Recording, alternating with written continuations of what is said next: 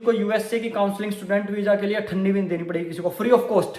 Free of cost. मैंने कोई agent नहीं किया, कोई एजेंट, मैंने किसी को 98 भी नहीं दी। मैं 6 महीने तो छोड़ दिया, वहां काम खत्म भाई, नहीं करूंगा दोबारा। गुड़गांव में जॉब पकड़ ली। तो दोस्तों आज के व्लॉग में बात करेंगे कि मैं अमेरिका कैसे आया, क्या मैंने भी डंकी मारी या किस तरीके से मैं अमेरिका आया। और ये क्वेश्चन पूछा है मेरे एक फॉलोवर ने, अनुज जांगड़ा, बहुत अच्छे क्वेश्चन पूछता है, लव यू ब्रदर। और दूसरी चीज, अगर भाई किसी को अपना नाम मेंशन नहीं करवाना तो मुझे बता देना, मैं नाम मेंशन नहीं करूंगा। साथ में क्वेश्चन पूछ लेना और कमेंट कर देना, तो नाम मेंशन नहीं करूंगा। तो अभी स्टार्ट करते हैं अपनी कुकिंग और साथ में बातें करते हैं कि क्या F1 वीजा होता है, क्या H1B वीजा होता है, कितनी फीस लगती है, मैं कैसे अमेरिका पहुंच गया, हरियाणा का लोंडा जिसको कुछ नहीं पता था। तो मेरी सारी जर्नी डिस्कस करते हैं इस व्लॉग में। तो सबसे पहले कुकिंग का काम कर लेता हूँ साथ में। तो ये अपने बड़ी रख दी है, प्रोटीन की रिक्वायरमेंट पूरी करनी है, तो शाम को आज आलू बड़ी की सब्जी बनाऊंगा मैं। तो और बातें करेंगे साथ में, शायद म्यूजिक कम चलाऊंगा आज, लेकिन देखते हैं। चलो कैमरा सेटअप कर देता हूँ और अपनी जो वेजिटेबल चॉप कर लेता हूँ और फिर करते हैं बातें आपके साथ। तो ये बात है 2007 की, 12th क्लास की लास्ट फाइनल एग्जाम है, उसके आसपास का था, अभी मुझे एग्जैक्टली याद नहीं है। जिस टाइम बीटेक की आंधी आई थी, ये ट्रिपली बोलते थे जिसको। तो दोस्तों के देखा देखी और सब कुछ करते हुए मैंने फॉर्म भर दिया ए ट्रिपली का। जब मेरा रिजल्ट आया तो भाई मेरे नंबर आए 0 ए ट्रिपली में मतलब अच्छी बात यह है, माइनस में नहीं रहा मैं, 0 नंबर आए। आज भी 2007 के एंड में रिजल्ट आ गया, क्योंकि 2008 में क्लासेस स्टार्ट हो गई थी बीटेक की।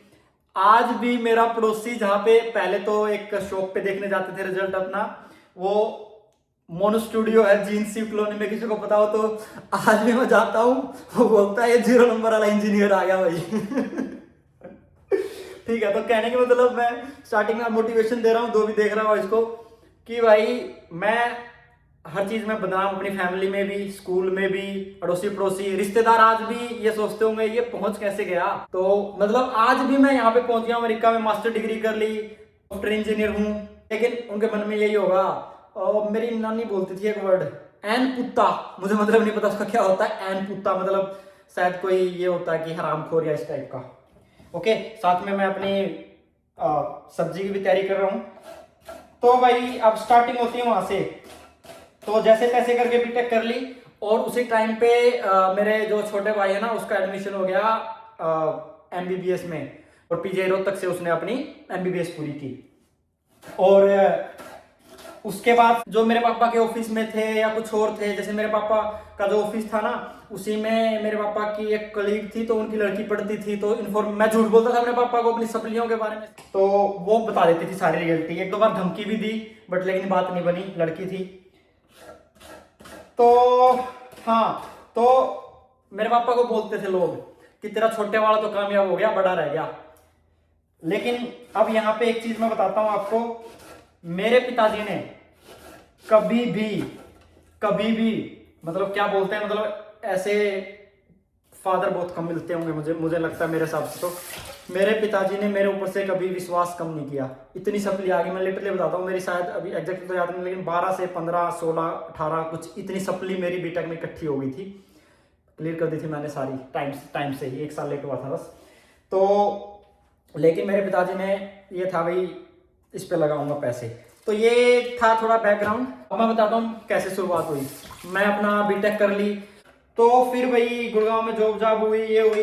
तो फिर किसी एक मित्र के थ्रू अमेरिका के बारे में पता चला। तो सबसे पहले उस बताया ये एग्जाम देने पड़ेंगे।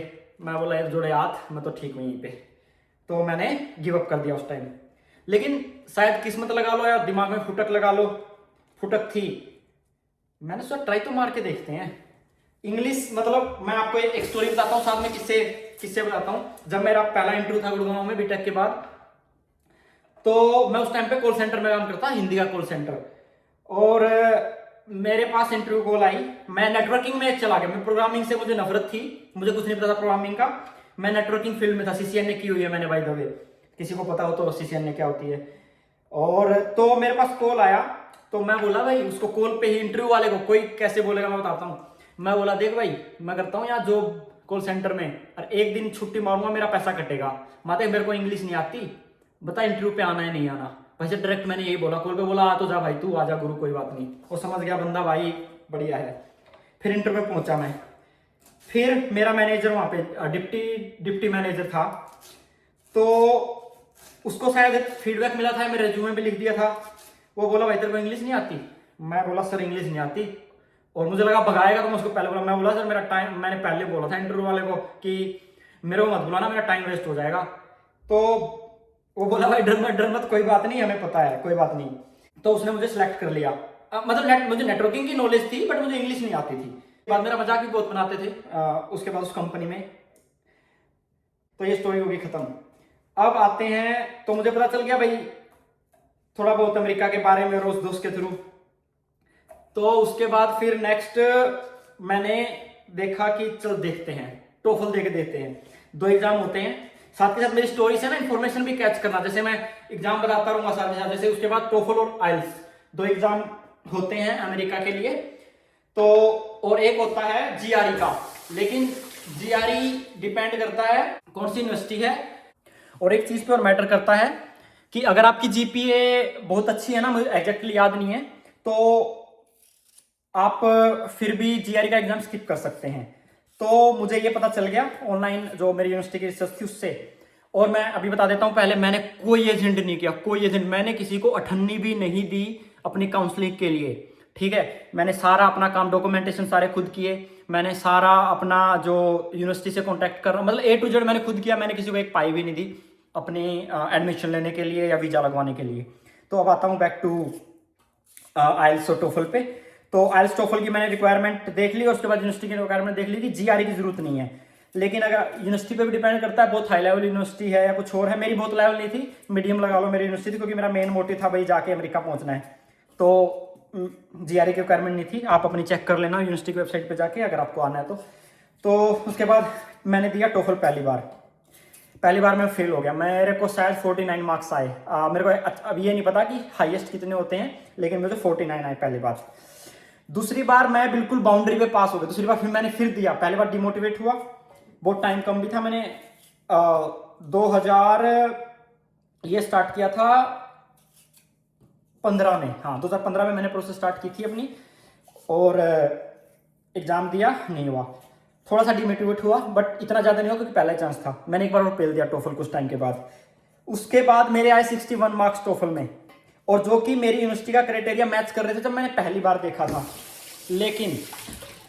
लेकिन उस टाइम में क्या हुआ, मैंने रेगुलर अपडेट नहीं चेक की, और वो 61 से क्राइटेरिया पहुंच के और यूनिवर्सिटी ने चेंज कर दिया, और शायद 81 या कुछ इस टाइप का हो गया। भाई साहब फिर आया डिमोटिवेशन भयंकर तरीके से, क्योंकि भाई पहुंच गया था मैं, लेकिन डिमोटिवेट आ गया। उसके बाद फिर मैंने मुझे लगा नहीं, ये मेरा पीस ऑफ केक नहीं है, तो मैंने उसको छोड़ दिया। लेकिन मेरा माइंड है ना कुछ इस टाइप का, एक बार जो मेरे सटक चढ़ जाती है ना, फिर को नींद नहीं आती मेरे को अच्छे से, मैं उसको पूरा करके रहता हूँ। इसलिए मेरे को ना, मेरे कुछ दोस्त सरड़ी बोलते थे, अभी बोलते हैं, बचपन में बोलते सरड़ी का रहना में मतलब लगाओ तुम पागल, क्रेजी या पीछे पड़ जाना, इस टाइप का होता है। तो मैंने 6 महीने छोड़ दिया, वहाँ काम खत्म भाई, नहीं करूँगा दोबारा। गुड़गांव में जॉब पकड़ ली, और अपना आराम से 20-25 हज़ार रुपये मिलते थे शायद उस टाइम पे, कमाने लग गया। लेकिन नींद नहीं आती थी, मतलब सेटिस्फाई नहीं था मैं खुद से। तो मैंने किसी को नहीं बताया उस बार। पहली बार मैंने अपने माँ बाप सबको बता दिया, लेकिन पापा को फिर बोल दिया, माँ पापा ना बस की ना। मेरे पापा मोटिवेट किया मुझे, लेकिन वहाँ नहीं, बस की बात नहीं है। फिर मैंने किसी को नहीं बताया, और फिर मैंने स्विच किया टोफल से आइल्स। तो वहाँ आइल्स में देख लेते हैं एक बार, किसी को बिना बताए आइल्स कर दिया, आइल्स देना स्टार्ट कर दिया, और फाड़ दिया मैंने आइल्स पहली बार में। उसके बाद तो वही यहाँ मेरी आइल्स की स्टोरी खत्म होती है, और आइल्स मैंने फाड़ दिया, मोटिवेशन आ गया। अब डॉक्यूमेंटेशन का काम वगैरह मैंने सारी किया, वो सब चीज़ें प्रॉपर डॉक्यूमेंटेशन, एक एक चीज़ बता दूंगा मैं आपको। किसी को जो मेरी वीडियो देखेगा ना, किसी को यूएसए की काउंसलिंग स्टूडेंट वीजा के लिए ठंडी भी नहीं देनी पड़ेगी किसी को, फ्री ऑफ कॉस्ट एक एक डॉक्यूमेंट लगा के पूरा कैसे देखते हैं वेबसाइट पे जाके, कहाँ क्या करना है, एक चीज़ बताऊँ। तो अभी थ्योरेटिकल बता देता हूँ। तो फिर मैंने अपना यूनिवर्सिटी से कांटेक्ट किया ईमेल के थ्रू, क्योंकि फ़ोन वाला सिस्टम नहीं था सब चीज़ें की, और मैंने अपने डॉक्यूमेंट भेजे। DHL का कुरियर होता था उस टाइम, तो बहुत हो गए होंगे, लेकिन उस टाइम पे मैंने उससे यूज़ किया, और मेरे पास I-20 आ गया। तो अगली प्रोसेस होती है आपके पास I-20, मतलब जो एडमिशन लेटर होता है ना, वो होती है। अभी थोड़ी सब्जी काट लूँ और फिर नेक्स्ट स्टोरी बताता हूँ। अब सबसे बड़ा चैलेंज जो एक मिडिल क्लास फैमिली को होता है, वो होता है पैसे कहाँ से अरेंज करेंगे। ठीक है, एडमिशन हो गया मेरा। एडमिशन तक कोई खास फाइनेंस दिखाने की ज़रूरत नहीं होती, वीज़ा में मेन होती है, दिखाने की ज़रूरत होती है बट इतने काम चल जाता है घर से भी। अब नेक्स्ट था काउंसलिंग का, मतलब वीज़ा अपॉइंटमेंट लेने का, तो वीज़ा अपॉइंटमेंट वगैरह ली। उसके बाद मुझे वीज़ा मिल गया। एक बार अभी तड़का लगा लेता हूँ, अपना तड़का लग गया ऑलमोस्ट।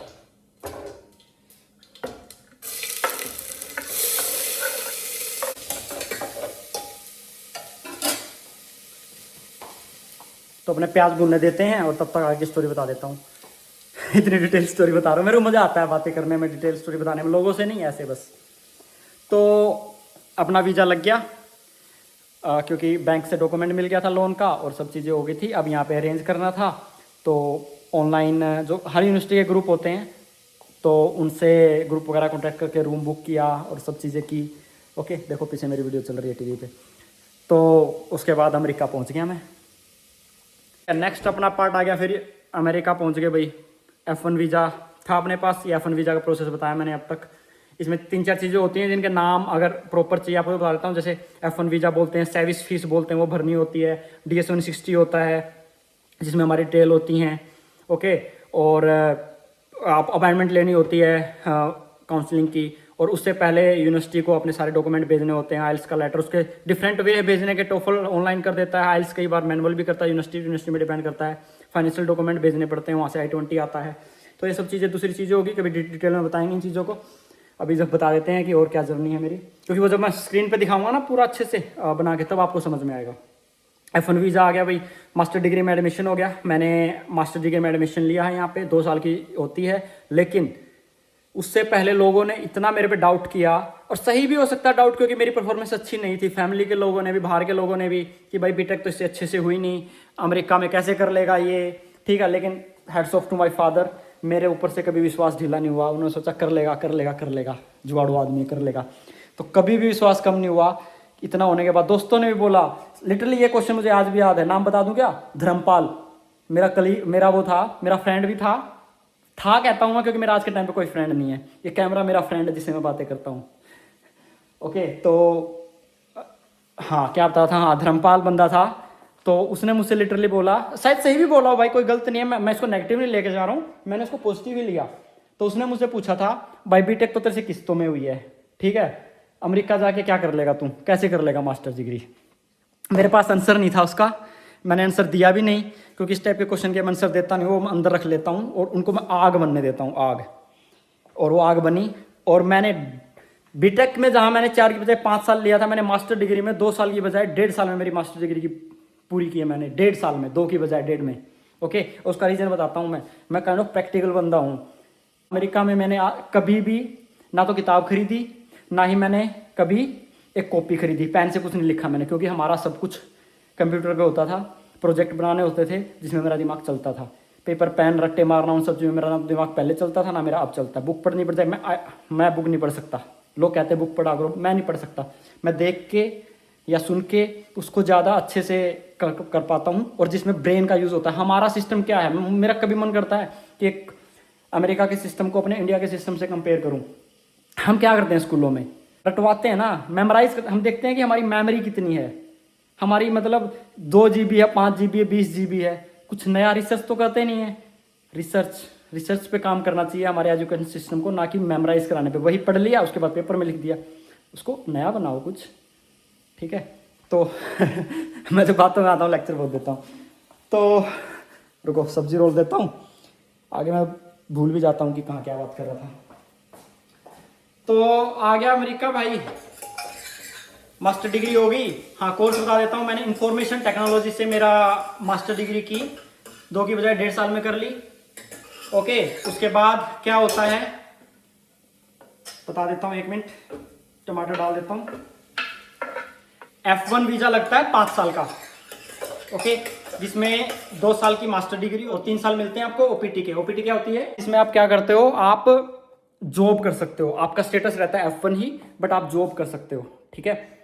आपको पैसे कमाने का मौका मिलेगा। स्टूडेंट वीज़ा में आप पैसे नहीं कमा सकते। यूनिवर्सिटी में अगर जॉब मिल जाए, किसी टाइप की जॉब, मुझे जॉब मिली थी, किस टाइप की मिली थी क्या नहीं थी, सेकंड कभी व्लॉग बनाएंगे दूसरा उस बारे में। तो उसके बाद OPT आ जाती है आपकी, तो आप 3 साल जॉब कर सकते हैं। वो F1 वीज़ा ही होता है। अब मेन आ गया, अब OPT के बाद क्या करें, कैसे स्टे करें उसके बाद लॉन्गर। तो अब आता है H1B, ठीक है, जिसकी फुल वीडियो बाद में बनाएंगे, लेकिन अभी हाई लेवल बता देता हूँ क्योंकि वीडियो ऑलरेडी बहुत लंबी होगी। H1B होता है वो स्किल्ड वर्कर्स के लिए होता है, उसमें आप किसी भी टाइप की स्किल लगा सकते हो, IT की स्किल्स हो गई, या फिर जैसे डॉक्टर्स को भी मिलता है, और कई प्रोफेशन होंगे, मुझे बेसिकली डॉक्टर का और इसका पता है। तो CA वगैरह, CA CMA जैसे मेरे व्यूअर ने पूछा था, तो उनको भी H1 वीज़ा मिलता है। अब उसको दो प्रोसेस होते हैं H1 वीज़ा के। एक तो होता है अमेरिका में आए, F1 वीज़ा लिया, और फिर कंपनी आपका वीज़ा लगाएगी। आप F1 आप खुद लगा सकते हो, H1B आप खुद नहीं लगा सकते, उसको सिर्फ एम्प्लॉयर बोलते हैं, मतलब कंपनी, सिंपल भाषा में वही आपका H1B लगा सकती है, आप नहीं लगा सकते खुद, ठीक है। तो वो H1B होता क्या है, OPT पे आ गए आप, कंपनी में जॉब करना स्टार्ट कर दी। OPT आपको अलाउ करती है जॉब करना किसी भी कंपनी में, तो उसमें जॉब करना स्टार्ट कर दी, एम्प्लॉयर वो कंपनी आपका H1B लगाएगी। उसके बाद आपको मिलेगा टोटल 6 साल का H1B मिलेगा, लेकिन 3-3 साल का रिन्यू होता है, हर 3 साल में आपको रिन्यू कराना पड़ता है। ओके, उसके बाद फिर अगला कॉन्सेप्ट आता है I-140 कि आगे 6 साल से कैसे आगे 6 साल से आगे कैसे एक्सटेंड कराएं उसको, उसके बारे में फिर बाद में। अब नेक्स्ट आ गया अपना दूसरा H1B कैसे लगता है। जैसे ये तो हो गया F1B US से आगे। जो अब जो इंडिया में बैठे हैं वो H1B कैसे लगाएं, जैसे मेरा मित्र अनुज, वो कैसे H1B लगाए भाई, उनको किसी कंपनी में काम करना पड़ेगा जिनका USA क्लाइंट है, ठीक है, और वो रेडी है उनको USA भेजने के लिए।